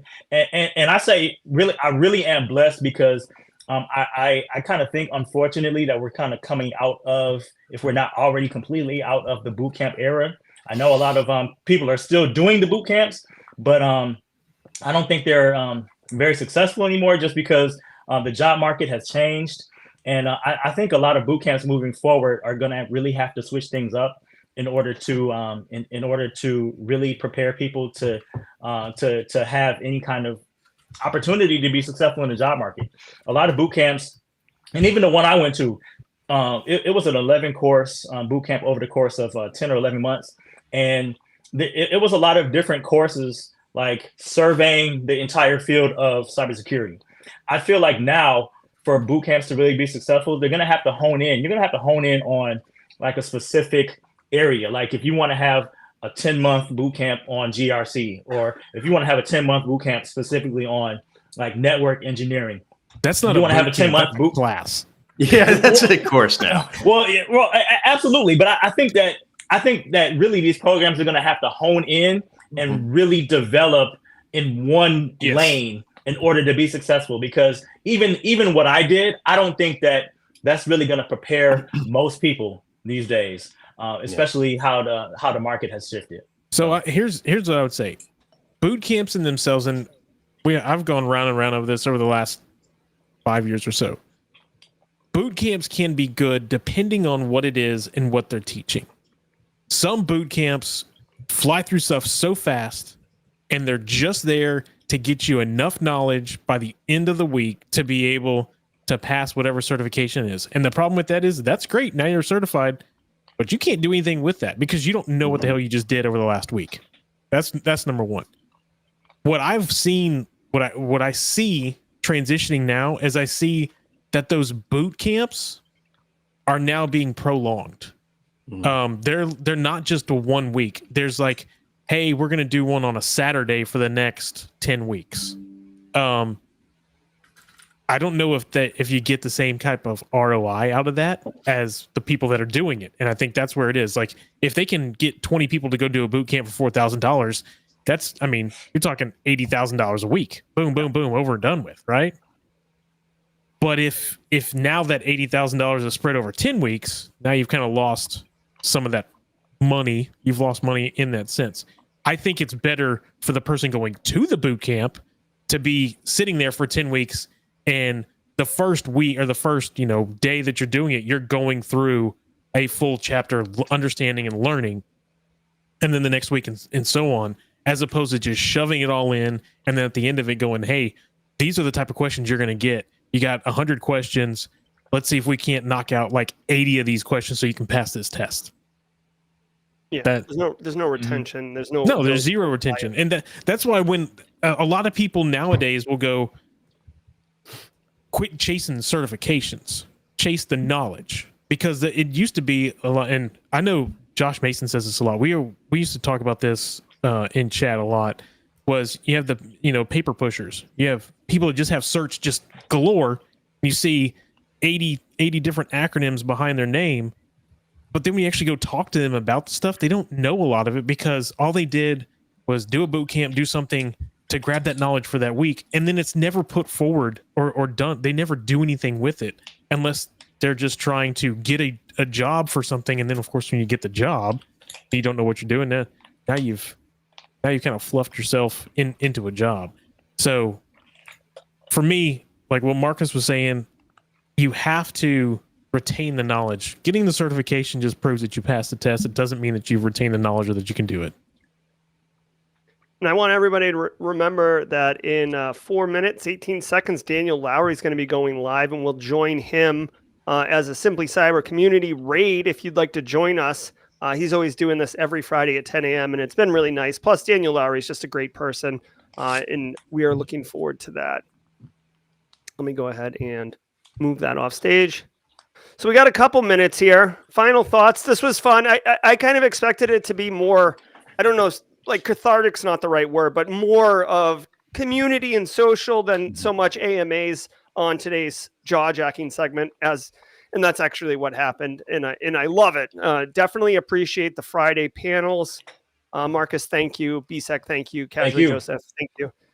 Guys, any final thoughts? I mean, we got a couple minutes here, but final thoughts, Joseph. Any plans for the weekend? Things you want people to share about? Advent of Cyber, perhaps? Yeah. I'm going to be going live every day for Advent of Cyber on my channel, Learn to Defend Cyber. If you were there last Monday, you saw how much of a snafu it was, but I enjoyed it, and I'm going to just make small improvements. So hope to see y'all there. Do you have a time slot? Yeah, time slot. I'm going to be doing it like right after work every day. Okay. And then weekends I'll be doing it around noon.